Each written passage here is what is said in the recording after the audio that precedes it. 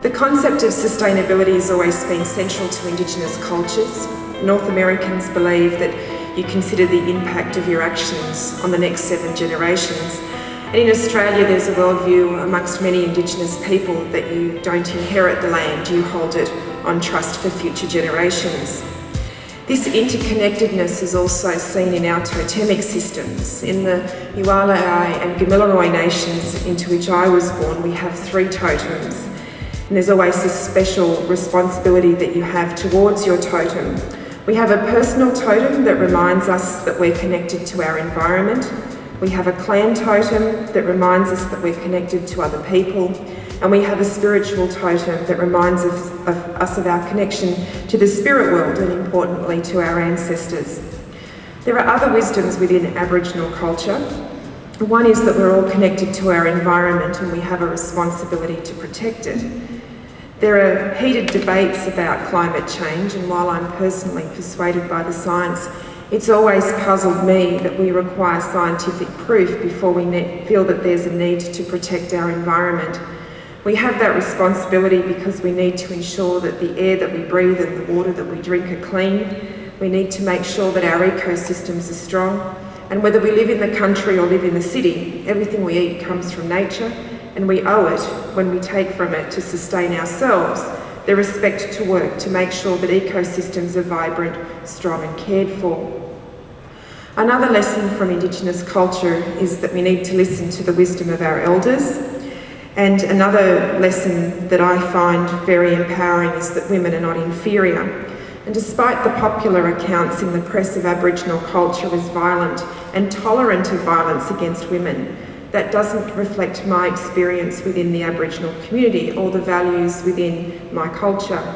Where violence is endemic in Aboriginal communities, it's usually because traditional values have been undermined, the traditional role of women has been ignored, and the social fabric has unravelled, leaving dysfunction in its place.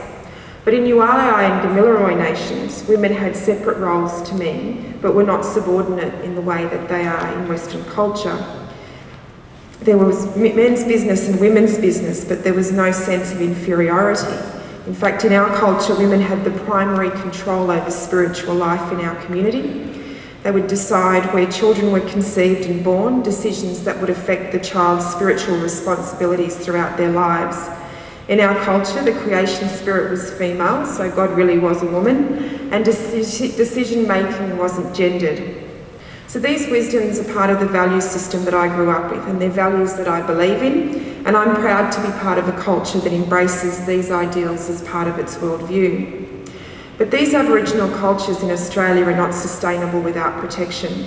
And while many Australians are comfortable seeing Cathy Freeman win, hang Indigenous art in their homes or offices, are comfortable with cultural performances at the beginning of events, including the Olympic Games, and acknowledge Aboriginal people at the beginning of social events through a welcome to country, there is actually little support for the protection of land, cultural heritage and languages, or any other right that would assist in supporting and sustaining Aboriginal culture. I'd argue that in order to really change the playing field, we need to look at a legislative Bill of Rights.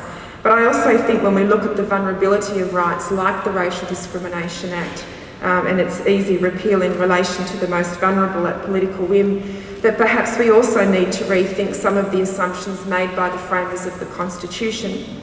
I would argue that there's a case to be made for perhaps entrenching not a whole Bill of Rights into the Constitution, but perhaps a few fundamental rights that might make an enormous difference and alter some of those historical assumptions which I think most Australians would be uncomfortable with today.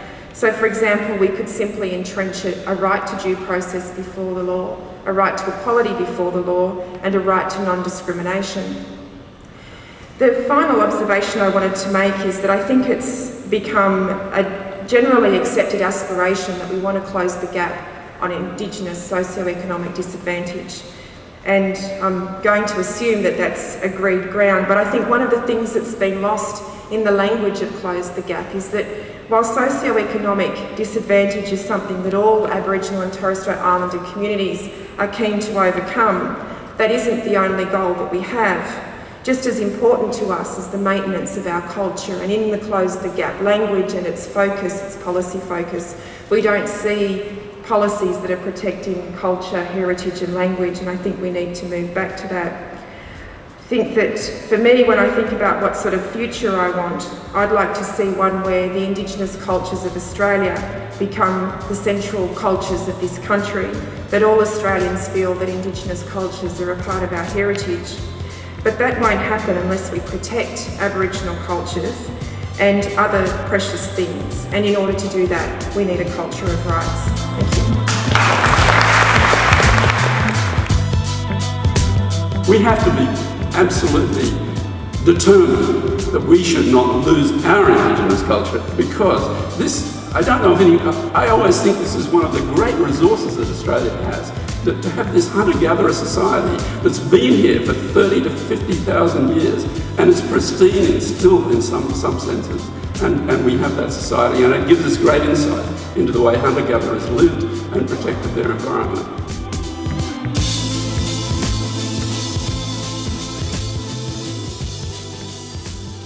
Well, I guess one of the things that I'd emphasise is that, I think for me, use the example of Bangarra, you see an expression of Aboriginal culture which engages across cultures, and it's the sort of thing that I'd like to see all Australians would feel was part of what's great about Australian cultural life. But I think the challenge is that we need to, when we see those sort of visible manifestations of culture, whether it's that or Aboriginal art, is to understand that you actually have to have the mechanisms to sustain the culture, which is I guess why I talk about a human rights framework and the need to protect that. And I think also there needs to be a bigger conversation about what the values are that sit within those cultural expressions. I think a lot of people look at Aboriginal art on walls and don't actually realise that they're claims to land, and there's a real political thing about them, or that there are values in them. And I really like this idea of a cultural footprint, because I think when we talk about the need to shift to sustainable culture or a sustainable way of living, it does require us to move away from some of the unquestioned dominant cultural values that we have to embrace other cultural values. And I guess probably biasedly, that's why I feel Aboriginal culture has so much to offer, because you do see these notions of interconnectedness with the environment, respect for elders, sustainability and all of those sorts of things that I think could be part of that fundamental shift.